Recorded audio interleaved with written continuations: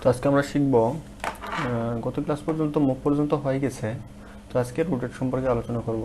Rotate কিভাবে করবেন। Suppose এটাকে রোটেট করবেন। তো রোটেট করার জন্য এটাকে সিলেক্ট করে আপনাকে রোটেটে চাপ দিতে হবে। রোটেট চাপ দেওয়ার পরে আপনি যে বিন্দু থেকে রোটেট করবেন, সাপোজ এই বিন্দু থেকে যদি রোটেট করেন তাহলে এই বিন্দুতে ক্লিক করবেন, এখান থেকে রোটেট করলে এখান থেকে, আর যদি মাঝখানে থেকে যদি রোটেট করেন তাহলে মাঝখানে ক্লিক করে আপনি চারিদিকে আপনার মাউস পয়েন্টটা ঘোরাতে হবে। তাহলে ঘোরালে আপনি যেদিকে ইচ্ছা সেদিকে রোটেট করতে পারবেন। যেমন এই কোণা থেকে যদি রোটেট করেন তাহলে এই কোণা ধরে মাউসে ক্লিক করে এটা করতে পারবেন। তারপরে স্কেলিং। তো এটা স্কেলিং করার জন্য আপনার কিবোর্ড থেকে এসি ইন্টার চাপলেও হবে, আবার এটা চাপলেও হবে।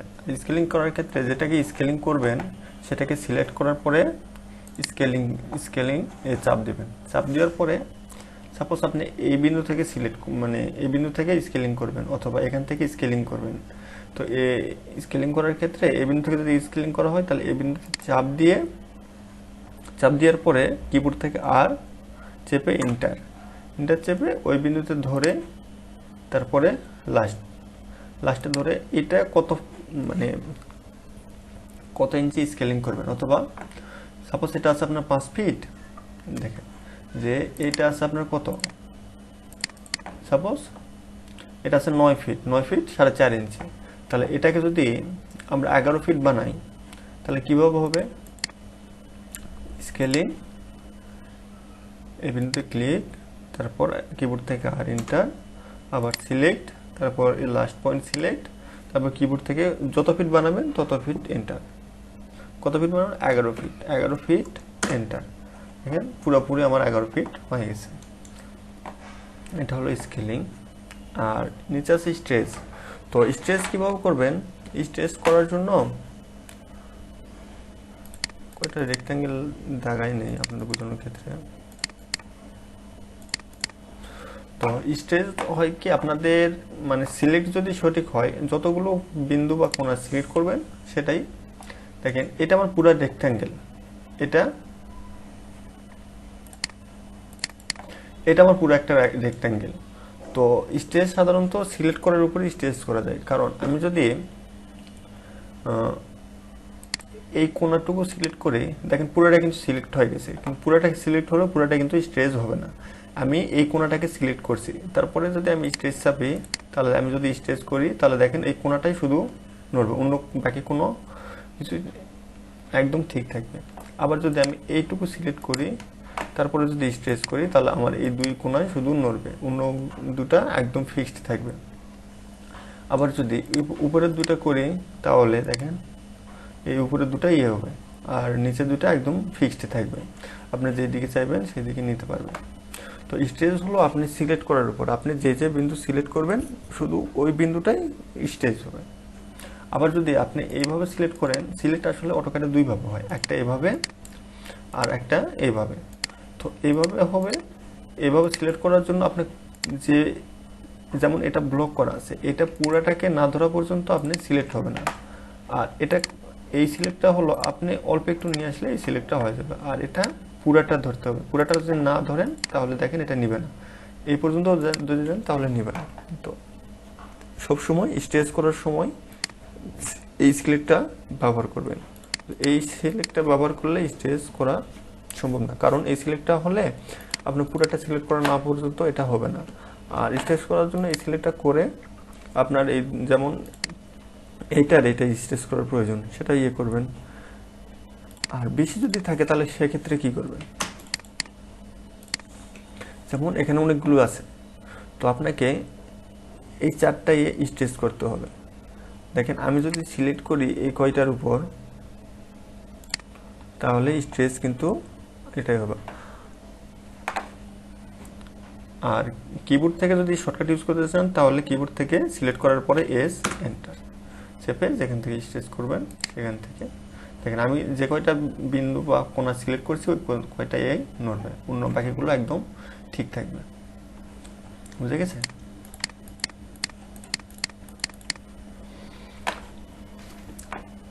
আর এটা হলো ট্রিম। তো ট্রিম সাধারণত কী কাজে ব্যবহৃত হয়, যেমন এল এন্টার, যেমন এরকম একটা অবজেক্ট। তো এরকম একটা অবজেক্টে আমার এটা আর এটা এই কোণাটা আমার প্রয়োজন, এই এটার এপাশে এই লাইনটা আমার এক্সট্রা হয়ে গেছে, আর এটার এপাশে এই লাইনটা আমার এক্সট্রা হয়ে গেছে। তো এটা কিভাবে করা যায়, তো এটা করার ক্ষেত্রে ট্রিম, এই এই অবজেক্ট থেকে যদি এটা সিলেক্ট করেন, ট্রিমটা সিলেক্ট করার পরে আবার একটা ইন্টার চাপতে হবে, তাহলে এটা ট্রিমটা কাজ করবে, না হলে কাজ করবে না। চাপার পরে যেটাকে ট্রিম করবেন সেটার উপর ক্লিক করলেই সেটা অটোমেটিক কেটে যাবে। আর যদি কিবোর্ড থেকে করতে চান তাহলে টি আর ডাবল এন্টার, একটা সিঙ্গেল এন্টার না, ডাবল এন্টার চাপতে হবে, ডাবল এন্টার চাপে ট্রিম করতে হবে। দেখেন, আর ট্রিম কিন্তু একটা নির্দিষ্ট, যেমন এটা একটা লাইন, এই লাইনকে কিন্তু আর ট্রিম করা যাবে না, কারণ এই লাইনের উপর যদি অন্য কোনো লাইন থাকে সেক্ষেত্রে ট্রিম করা যাবে। আর যদি দেখেন এটা কিন্তু ট্রিম করা যাবে, কিন্তু এই লাইনটা যদি উঠাই দেন তাহলে কিন্তু আর ট্রিম করা যাবে না। এই জন্য একটা সলিড লাইনকে কখনোই ট্রিম করা যায় না, যদি সেই লাইনটাকে অন্য কোনো লাইন দ্বারা ছেদ করে সেক্ষেত্রে ট্রিম করা যায়। তারপরে আছে এক্সটেন্ড, যেমন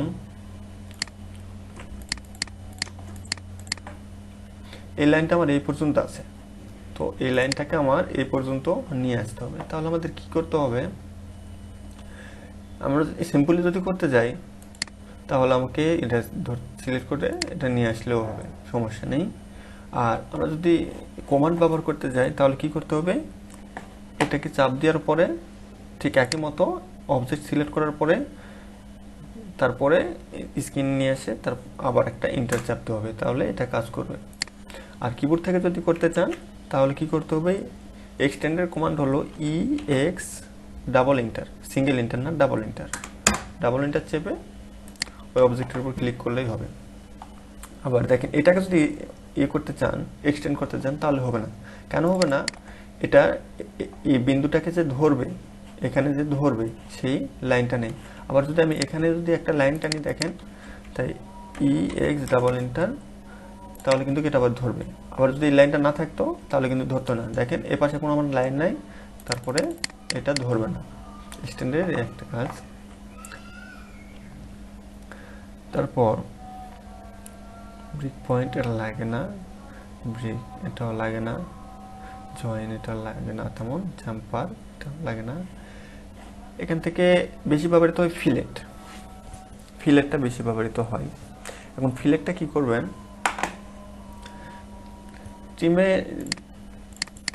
ট্রিম করলে দেখেন যেমন এই কোণাটা এইভাবে আছে, তো আপনাদের এই কোণাটা একদম সলিড লাগবে। তো ট্রিম করলে এটা ট্রিমও করতে পারবেন। আবার আরেকটাভাবে করা যায় হলো, সেটা হলো ফিলেট।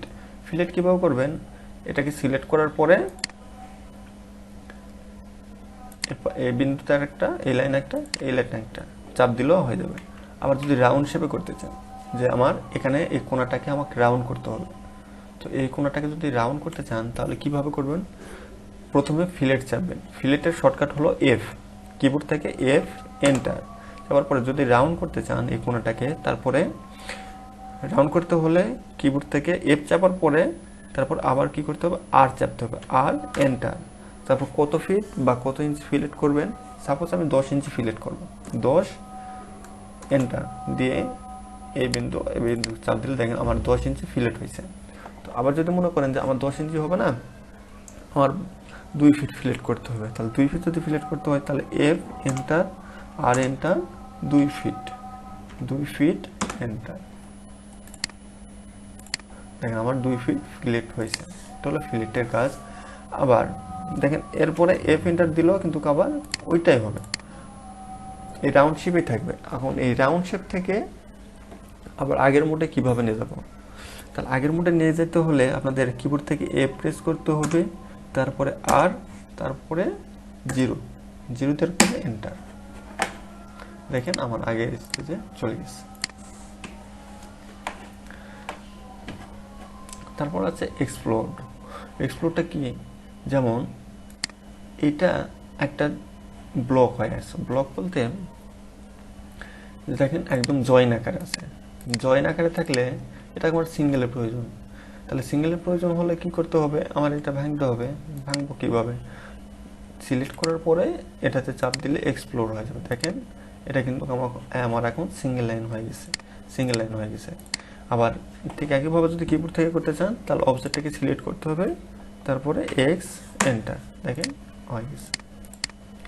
আবার যদি মনে করেন আমার আগের শেপে নিয়ে যাব, মানে আগেই আবার ইয়ে করবেন, আগের শেপে নিয়ে যাবেন, তারপর কি যে সিলেক্ট করে বি এন্টার, বিটা এটা হলো ব্লক।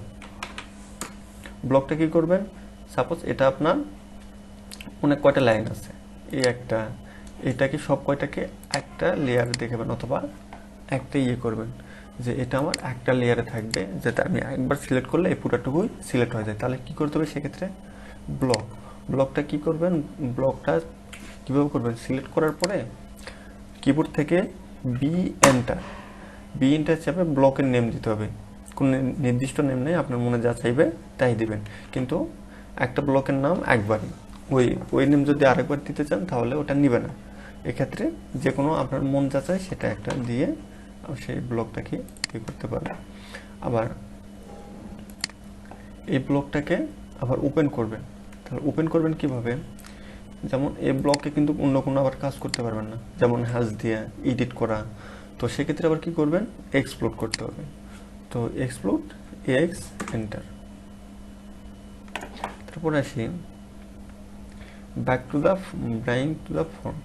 এটার কাজ হলো যে, যেমন এই লাইনটা আমার সামনে আছে, এই লেয়ারটা আমার সামনে আছে, এই হ্যাশ লেয়ারটা আমার পিছনে আছে। যদি আমি হ্যাশ লেয়ারটা সামনে নিয়ে আসি তাহলে হ্যাশ লেয়ারটাকে সিলেক্ট করতে হবে, আর এটাতে চাপ দিলে দেখেন যে হ্যাশ লেয়ারটা আমার সামনে চলে আসছে, এবং এখানে যে একটা লাইন ছিল ওয়াল লেয়ারের, ওই লেয়ারটা কিন্তু পিছনে চলে গেছে। আবার দেখেন এটা যদি আমি ব্যাকে দেই তাহলে দেখেন এটা আমার সামনে চলে আসছে আর এটা আমার পিছনে চলে গেছে। পাশে আসি, এটা হলো ডাইমেনশন। কোনো কিছু মাপার, কোনো কিছু ইয়ে করার পরে, যেমন এই লাইনটা আপনার কত সেটা আপনি দেখতে পাবেন, এটা ডাইমেনশন। এটা হলো সমান্তরাল ডাইমেনশন, আপনি এখানে হরিজন্টালি মাপ দিতে পারবেন। আর এটা হলো ভার্টিক্যালি, এটা হলো কোণাকাটি, মানে যেমন এই একটা লাইন, এটার মাপ কিন্তু এটা দিয়ে নিবে না। দেখেন এই লাইনের মাপ কিন্তু এটা দিয়ে দিতে পারবেন না। এটার মাপ 31 ফিট 1 ইঞ্চি আসছে, কিন্তু এটার মাপ অরিজিনালি কিন্তু এটা না, এটার মাপ কি 38 ফিট 6। এইরকম যদি লাইন থাকে কখনোই এই ডাইমেনশন দিবেন না, কারণ এই ডাইমেনশন দিলে ভুল আসে। সেক্ষেত্রে যদি এইরকম একটা লাইন থাকে তাহলে এই ডাইমেনশনটা ইউজ করবেন। এখন আসি আর্টস লেন্থ, যেমন এই কোণটার আমার মান প্রয়োজন, তাহলে এই কোণটার আমার মান প্রয়োজন হলে আমার কিভাবে এই মানটা বের করব, আমাকে এই যে আর্টস লেন্থে এখানে ক্লিক করে এই দুইটা বাহু সিলেক্ট করার পরে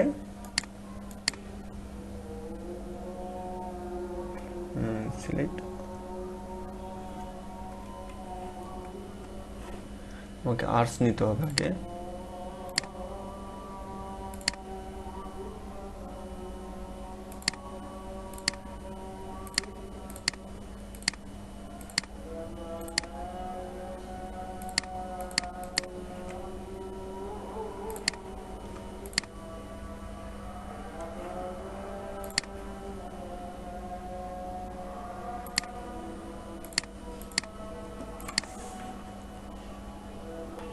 তো এই কোণটা মাপার জন্য আমরা যে ডাইমেনশনটা ইউজ করব সেটা হলো এটা, আমার তখন বলতে ভুল হয়েছিল।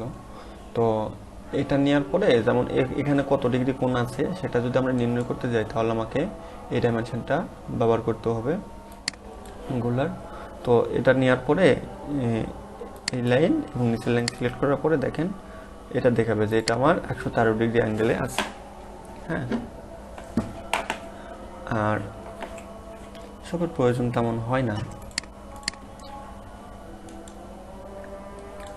আবার কন্টিনিউ ডাইমেনশনটা হলো যে সাপোজ এই ডাইমেনশনের পরে আমার আরও ডাইমেনশন দেওয়ার প্রয়োজন, তাহলে সেক্ষেত্রে কিভাবে দিবেন, যেমন এইটা যে এই ডাইমেনশনটা দেওয়ার পরে আমার সাপোজ এগুলোর ডাইমেনশন দেওয়ার দরকার, কারণ আপনি যদি এভাবে দেন তাহলে আপনার অনেক সময় লাগবে। সেক্ষেত্রে কি করা যায়, এই কন্টিনিউ ডাইমেনশনে চাপ দিয়ে আপনি এখানে যত খুশি তত মাপ দিতে পারবেন, একদম কন্টিনিউ আকারে এই মাপটা উঠে যাবে। তো এই পর্যন্ত হলে আবার হয়, এগুলো নেওয়ার প্রয়োজন নাই। আবার নিচে আছে হলো, নিচে এই লেয়ারটার একটু কাজ, যে এই লেয়ারটার কাজ কি, এটা যদি মনে নেই, যেমন এই একটা আমার লেয়ার, তো এই লেয়ারটা আমাকে করতে হবে যে এই লেয়ারটার আমি কাজ করব, অন্য কোনো লেয়ারটা রাখা যাবে না, শুধু আমি এই লেয়ারেই কাজ করব। তাহলে এই লেয়ারটা যদি আমি কাজ করি তাহলে কি করতে হবে, আমার এই লেয়ারটাকে সিলেক্ট করার পরে এটা চাপলে দেখেন শুধু এই লেয়ারটাই থাকবে, বাকি সব লেয়ারগুলো হয়ে যাবে, হাইড হয়ে যাবে। আবার যদি এটা ফিরে আনতে চান তাহলে এই যে এটাই চাপ দিলে অটোমেটিকলি চলে আসবে। তো আজকে ক্লাস এই পর্যন্ত।